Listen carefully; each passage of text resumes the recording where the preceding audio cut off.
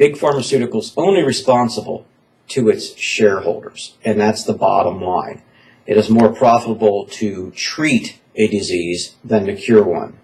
And by the FDA and the USDA's definition, they can receive patents and be for profit on those patents just by showing that they can reduce tumor size by 5%, regardless of what the side effects of the patient are.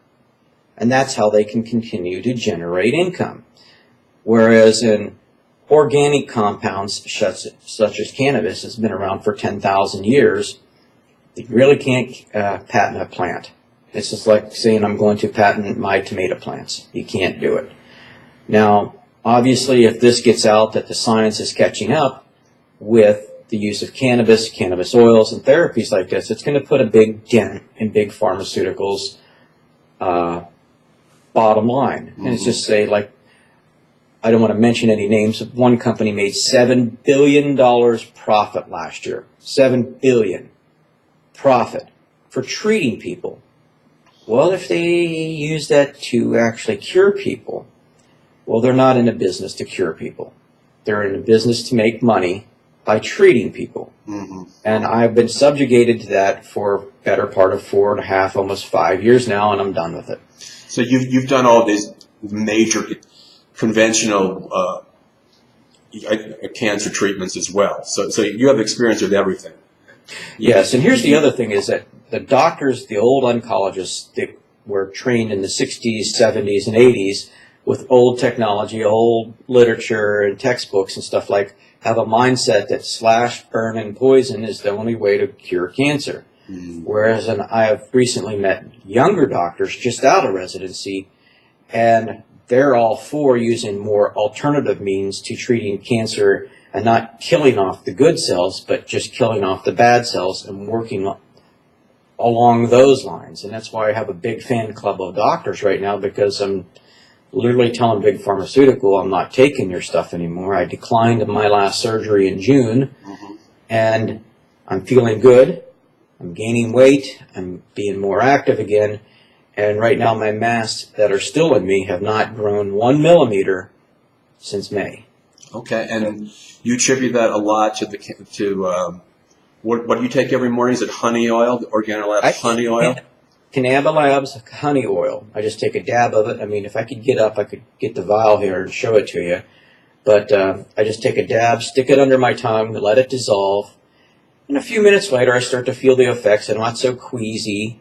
And then I can take my nutrients and my medications in the morning, then have a breakfast.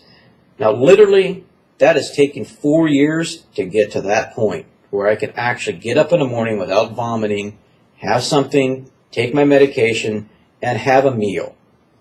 Now, anybody that's had these kind of problems understands what I'm saying. This measured dosing of infused products is going to be extremely beneficial to all human beings, whether you have a cold or, if you have cancer.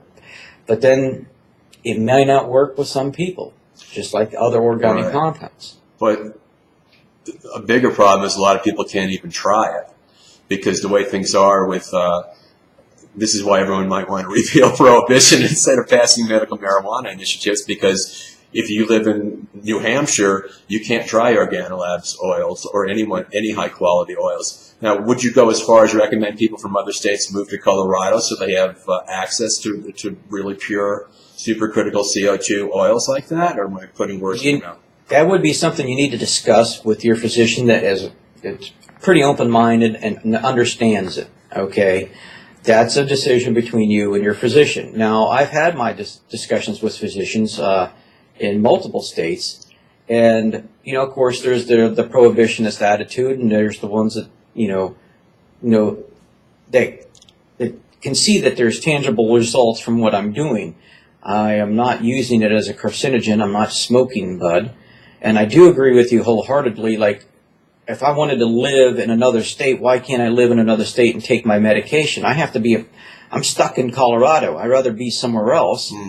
Okay, but this is the only place I can get my medication, and I have a big problem with that, and so does my attorney, that I'm not allowed to medicate and live where I want to live. I'm stuck living in one state. There's no uniform standard across the nation yet. And this is where I'm a little ticked off at the Obama administration, seeing that we can do this, but there's no uniform standard. Now, Colorado is the closest to getting that done. Yeah.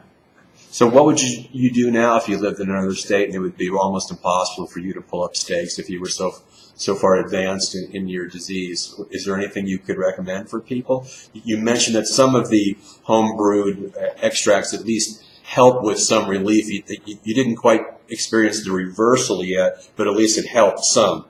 Oh, absolutely. It's a lot better than doing nothing. Yeah, it got rid of the pharmaceuticals, the opiates. It got rid of all that medication that I was taking that makes you feel worse than you really wanted to be. I mean, Oxycontin, Vicodin, Percocet, Zofran, any of that stuff. Of course, pharmaceutical companies want you to keep buying that. You're just feeding their bottom line. But if you get something that just gets rid of all of that, and then you're good to go. They don't like that idea. And if you put yourself in their position, it's just competition to